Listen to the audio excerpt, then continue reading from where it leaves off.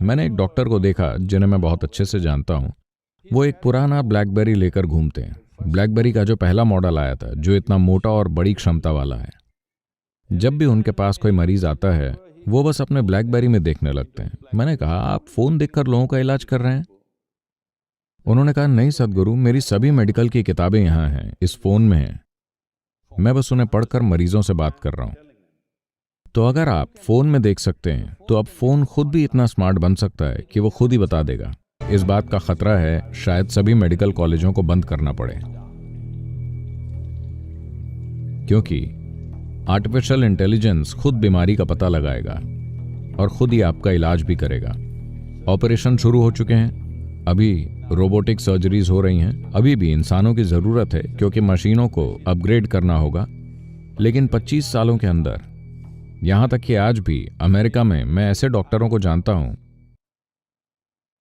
अगर आप बस एलेक्सा को लक्षण बता दें तो वो आपको बता देगी कि आपको क्या करना चाहिए।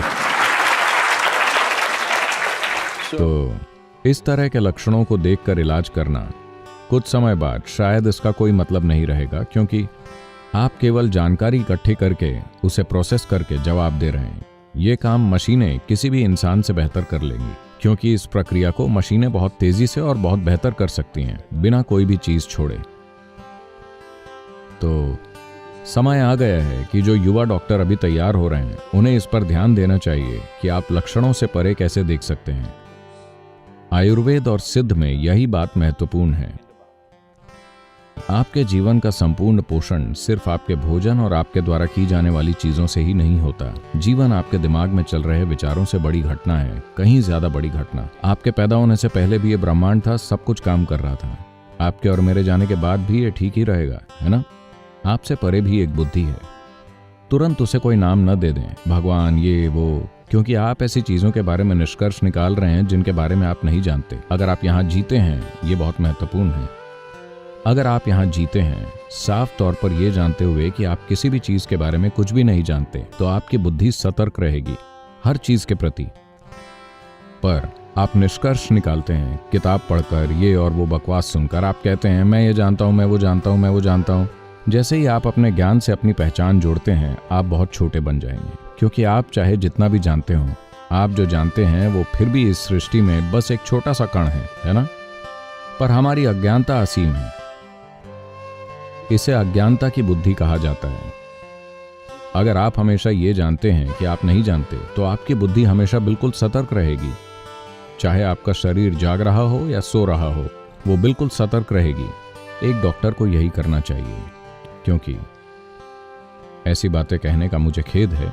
शायद आपको दवाएं पता हों, शायद आपने दुनिया की सारी किताबें पढ़ी हों, शायद आपने कई मरीजों का इलाज किया हो, पर फिर भी Everything seems to be perfect, somebody will die in your hands. सब कुछ सही लग रहा होगा और कोई व्यक्ति आपके हाथों में मर जाएगा। हर चीज से लगेगा कि वो मरने वाला है, वो कल सुबह उठकर बैठ जाएगा।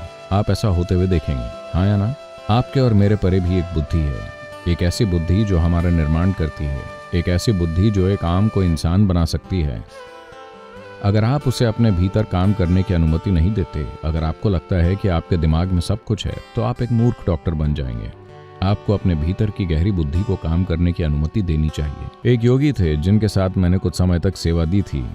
उनके मेडिकल कैंप्स में जो वो आयोजित करते थे, वो एक त्योहार जैसा होता था।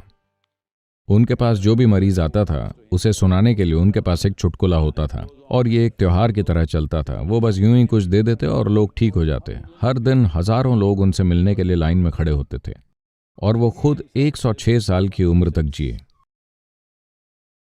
अगर कोई व्यक्ति 106 साल की उम्र तक जीता है, बूढ़ा होकर नहीं, अपने जीवन के आखिरी दिन तक पूरी तरह से सक्रिय रहते हुए, तो उसे सेहत के बारे में जरूर कुछ न कुछ पता होगा, है ना?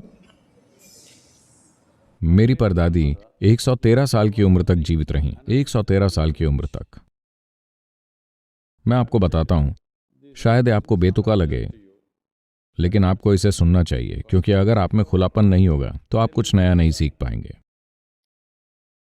जब मैंने उन्हें देखा था, वो 100 पार कर चुकी थीं, पर तब भी वो बहुत सक्रिय थीं।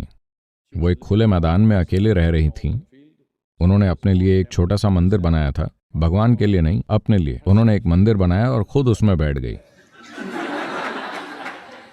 क्योंकि उन्हें लगा कि वो एक मंदिर की हकदार हैं। ये भारत में बहुत आम है, खास तौर पर महिलाओं ने, बुजुर्ग महिलाओं ने छोटे मंदिर बनाए और वहां बैठकर एक अलग तरीके से, अपने ही तरीके से मानवता की सेवा की। तो जब अब मां छुट्टियों के लिए जाते तो वो घर आ जाती।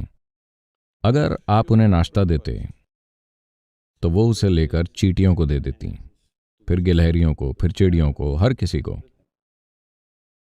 ज्यादातर नाश्ता इसी तरह खत्म हो जाता। कुछ लोग खुद ही सलाहकार बन जाते और कहते, बूढ़ी माँ आप कुछ खाएंगे नहीं तो मर जाएंगी। वो सब मर गए।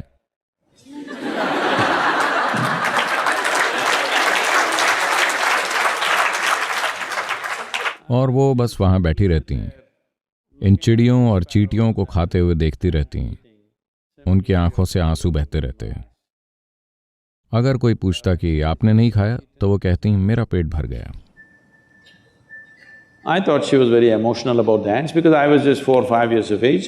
I was going stamping the ants, chut chut chut. मैंने सोचा कि वो चींटियों को लेकर बहुत भावुक हैं, क्योंकि मैं सिर्फ 4-5 साल का था। मैं चींटियों को कुचलता रहता था। सबसे अच्छी बात यह है कि उन्होंने मुझे कभी नहीं रोका। उन्होंने कभी नहीं कहा कि ऐसा मत करो। वो जानती थी कि वो कर रही हैं जो उन्हें चींटियों के लिए करना चाहिए, चींटियां वो कर रही हैं जो उन्हें अपने जीवन के लिए करना चाहिए, मैं वो कर रहा हूँ जो मुझे एक बच्चे के रूप में करना चाहिए। जब मैंने कभी कभी उन्हें इस तरह देखा और मैंने पूछा कि ये आपके साथ क्या हो रहा है, तो वो बस जोर से हंसती और कहती, किसी दिन तुम भी जान जाओगे। मुझे ये जानने में 25 साल से ज्यादा का समय लगा।